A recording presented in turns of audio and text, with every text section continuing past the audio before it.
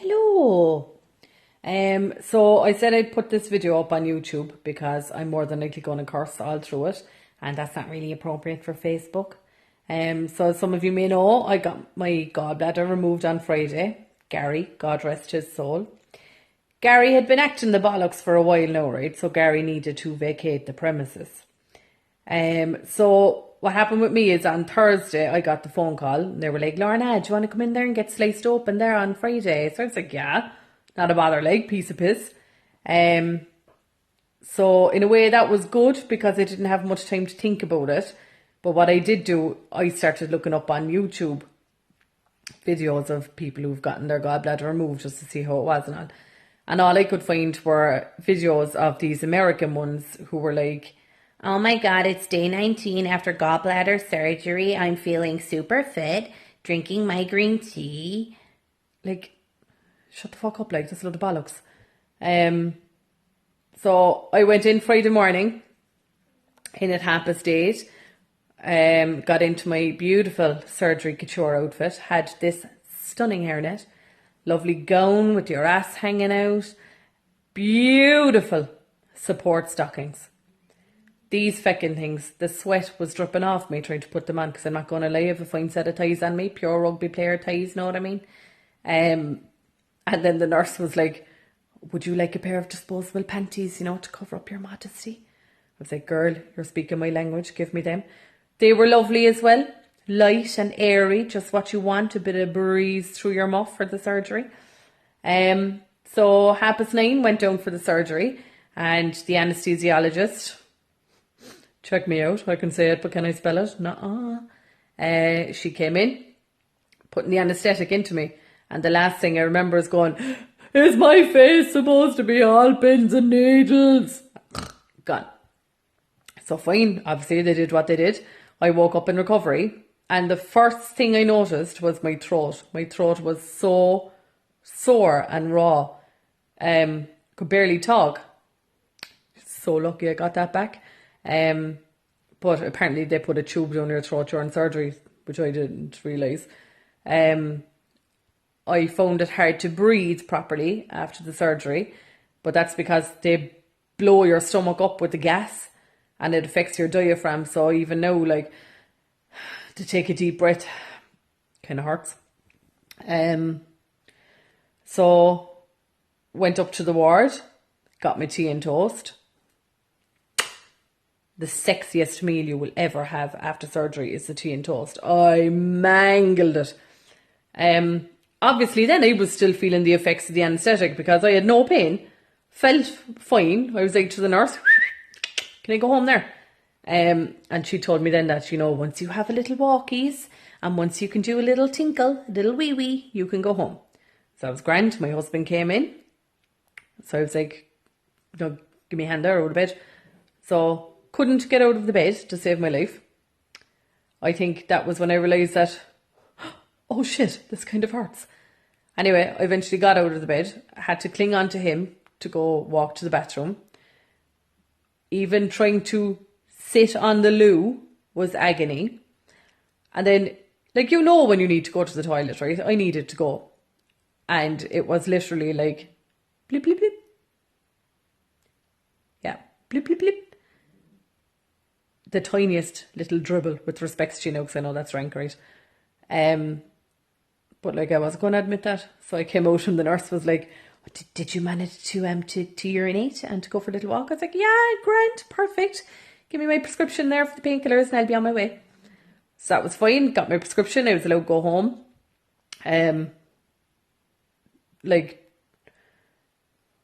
Normally, I start crying at everything, right? I was fine all day. Once I was trying to walk from the ward to the lift in the hospital, the lip came out. I was like, anyway, bawled. There was people looking at me as if to go, oh my God, that poor girl, she must have lost someone belonged to her. I was like, I did, Gary. Ah. But anyway, that was fine. Got down to the car. Trying to get into the car was brutal. Putting the seatbelt on was brutal. The 40-minute spin down home was brutal. Every little bump you went over. So, yeah, I think I cried all the way home.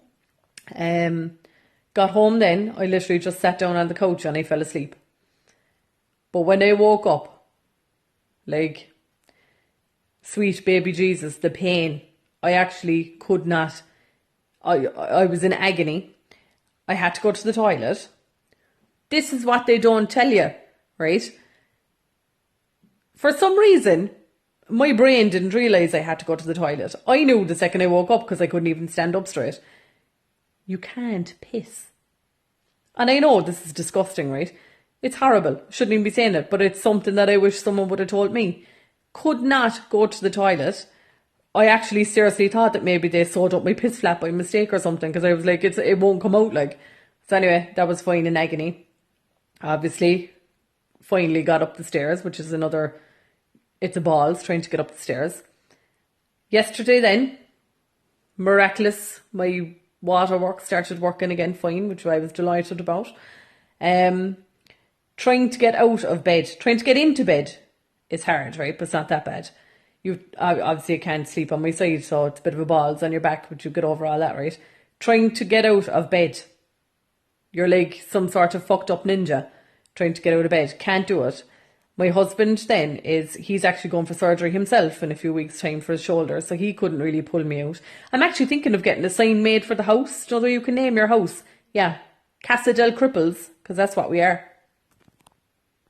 Yeah, so it's not really that great. Oh, my nails as well. I went into hospital, of course, with a full set of nail varnish on. Thought I was beautiful. Until they were like, you can't have nail varnish on. So they just took off the one on this finger for the clippy thing to make sure you're still alive. Very inconsiderate, I thought. I thought at least they would have maybe, painted my nail when I was out cold, but no.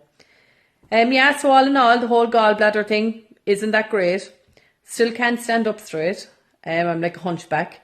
I have 4 lovely incisions all over my stomach. I have one, not going to show you now, but it's just here where your bra would be, so I can't wear a bra, which isn't great when you have big knockers like myself. They're quite heavy. I have one in my belly button, yeah, which I didn't realise because obviously I haven't seen my belly button in a while, when you're a bit on the hefty side. Yeah, that's really sore. As I said, can't stand up straight, can't walk properly. But all in all, it's grand, so if you're going for gallbladder surgery, you'll be fine, guys. It's balls.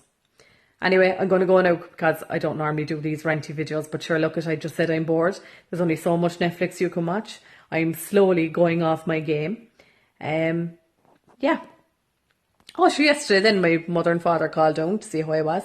And of course my mammy comes in with the big creamy chocolate Swiss roll. I said, Mammy, what are you trying to do to me? I said, no, I'd love to bury my face in that, but I just can't. Because, I'll just probably shit myself.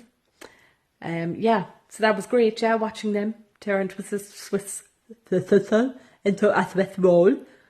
But I had a lovely slice of toast for myself. Yeah, so that's it.